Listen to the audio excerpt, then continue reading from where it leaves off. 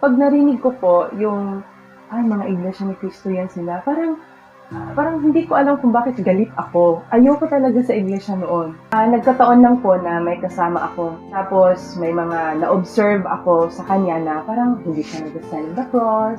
Sa isang araw, sabi niya, "Pwede ka bang makinig ng aming parang mission doctrina?"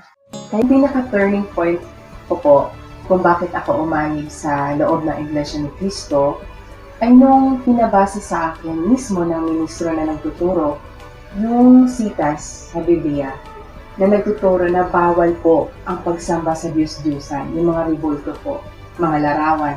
Doon po na-realize ko na yun palang lahat ng aral na tinuturo ko, lalo nung ako ay catechist, nagtuturo ako sa mga kabataan.